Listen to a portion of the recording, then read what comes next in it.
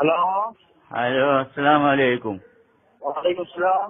ഇത് ഞാന് കോഴിക്കോടുന്ന് നോട്ടീസ് കണ്ട് സ്വരാത്തിന്റെ. ഇത് ഇപ്പൊ എന്താണ് ഇതിന്റെ പരിപാടി? ഇങ്ങനെ ഇത് ഞാൻ കൽപ്പഞ്ചേരിന്ന് മെയ്തീനാജിയാണ് വിളിക്കുന്നത്. ആ അപ്പൊ എങ്ങനെയാണ് ഈ സ്വലാത്ത് എത്തിക്കല്? ഞാനും എന്റെ പെണ്ണുങ്ങളും വേറെ കുട്ടികളൊക്കെ പാടെ കുറച്ച് സ്വലാത്ത് ചെല്ലുക ചെയ്യും. അത് എങ്ങനെയാണ് ഇതിന്? നമ്മളൊരു ചെറിയ പദ്ധതിയാണ്. അഞ്ചുകൂട്ടി സ്വലാത്തി നാട്ടിലുള്ള ആളുകൾ ഒരു ലെറ്റർ കൊടുത്തിട്ട് ചെല്ലിക്കാന്നുള്ള. എന്നിട്ടോ സ്വലാത്തിന്റെ ആളുകളാവാന്നുള്ളതാണ്. ഒരു പ്രത്യേക പരിപാടി ഒന്നുമില്ല. നല്ല കാര്യമാണ് സംഗതി. പക്ഷേ ഇത് എങ്ങനെ 5 കോടി ആയപ്പോ തേഞ്ഞോ? അപ്പൊ ഇതാ സ്വലാത്ത് ഓരോരുത്തരിങ്ങനെ വിളിച്ചു പറഞ്ഞുകൊണ്ടിരിക്കുന്നുണ്ട്. ഒരു വീടാണ് 1 കോടി ചെല്ലിയ വീടുന്നുണ്ട്. അപ്പൊ നമ്മള് 1,14,500 സ്വലാത്ത് ഇവിടെ ചെല്ലിച്ചിട്ടുണ്ട്. ഇൻഷാ അല്ലാഹ് നമുക്ക് കൊണ്ട് പറഞ്ഞാല് നമ്മളിവിടെ അതിൽ കൂട്ടും. എന്താ ചെയ്യണ്ടി? നിങ്ങൾ വിളിച്ചു പറയേണ്ട ആവശ്യം തന്നെ ഉള്ളു. അത്രേ ഉള്ളൂല്ലേ? അത്രേ ഉള്ളൂ. ഇതിപ്പോ എങ്ങനെ മദീനത്തേക്ക് എങ്ങനെ എത്തിക്കല്? അത് പറയുമ്പോ നമ്മള് പ്രാർത്ഥനയിൽ അങ്ങനെ ഉൾപ്പെടുത്താന്നല്ലേ ഉള്ളൂ. വേറെ കുഴപ്പമൊന്നുമില്ല. അല്ല, അപ്പൊ ഞമ്മക്ക് തന്നെ ചെല്ലി കണ്ട് അയച്ചാ പോരെ ഇപ്പൊ ഇത്? അങ്ങനെയുണ്ട്. നമ്മളൊരു പദ്ധതി പ്രഖ്യാപിക്കുമ്പോ അതിലേക്കായിട്ട് ചില ആളുകൾ ചെല്ലും. നമ്മളല്ലാതെ വിഷയത്തിന് തുടക്കറുന്നു.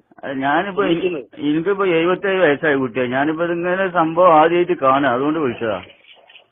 അങ്ങനെയുണ്ട്. ഞാൻ 50 കോടി സ്വലാത്തിന്റെ പരിപാടിയൊക്കെ നമ്മള് കോയിച്ചന അങ്ങനത്തെ പറഞ്ഞ സ്ഥലത്തൊക്കെ നടക്കലുണ്ട്. 50 കോടിയോ? അത് കുറച്ച് ഏറല്ലേ? അതിനൊന്നൊരു കുഴപ്പമില്ല. നമ്മുടെ നാട്ടില് 1 കോടി സ്വലാത്ത് ചെല്ലിയ ഒരു വീടുണ്ട്. ഒരു പേർക്കാര് മാത്രം 1 കോടിയല്ല? അങ്ങനെയുണ്ട്. നല്ല ആൾക്കാരുള്ളവര്. അപ്പൊ ഇതിപ്പോ കാന്തപുരസ്താവിന്റെ നേതൃത്വത്തിലാണ് ഇത് എത്തിക്കുന്നുണ്ട്. അതെ. എന്നാണ് ഒരു പരിപാടി? ഇന്ന് സമാപനം അന്നാണ് ലാസ്റ്റ്. വന്നാ തിരക്കെടുക്കാന്നുണ്ടായിരുന്നു. കോഴിക്കോട് എവിടെയാ ഇപ്പൊ ഇത്? കോഴിക്കോട് കല്ലായി പള്ളിക്കണ്ടി.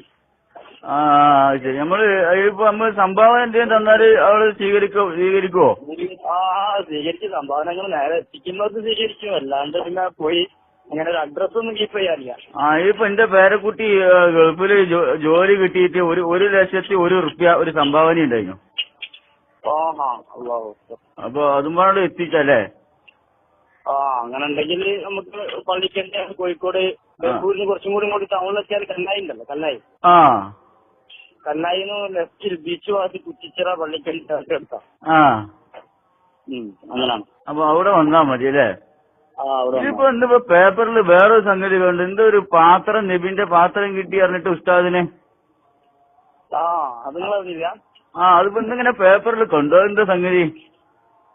അത് അന്ന് കഴിഞ്ഞ നമ്മളെ മീനാദ് സമ്മേളനം കോഴിക്കോട് കടപ്പുറത്ത് വെച്ചായിരുന്നു. അവിടെ വെച്ച് കൊടുത്താണ്. ഇത് ആര് കൊടുത്തു? അത് ഷെയ്ഖ് ഖസ്റജി പറഞ്ഞിട്ട് നമ്മളാ മുടി കൊടുത്ത ആളല്ലേ? അതന്നെ. ഇതിപ്പോ മുടിന്റെ വലിയ പ്രശ്നം തന്നെ വലിയ തീർന്നിട്ടില്ലല്ലോ. വലിയ പ്രശ്നമാണ് ഇപ്പൊ. അതിന്റെ ഈ പാത്രം കിട്ടിയാ?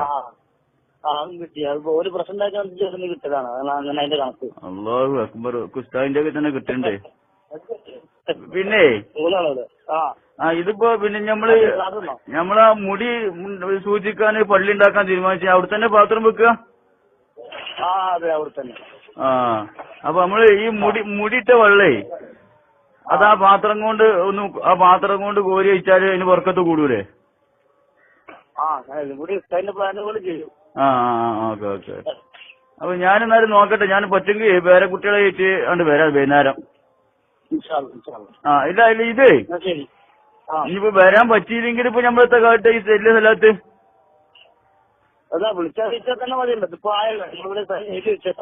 ഇതിപ്പോ ഞങ്ങളിവിടെ ചാക്കിൽ കെട്ടി വെച്ചേക്കാണ്. സ്വലാത്തൊക്കെ പറഞ്ഞ് ചീഞ്ഞു പോവോ? ഇല്ല, അത് അങ്ങനെ ചെയ്യൂല. അത് ചെയ്യാൻ അത്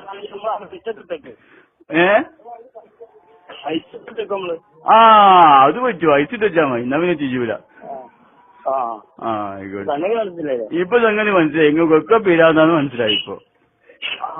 ഓക്കെ, എന്നാ വെച്ചാ. ശരി. ഓക്കെ.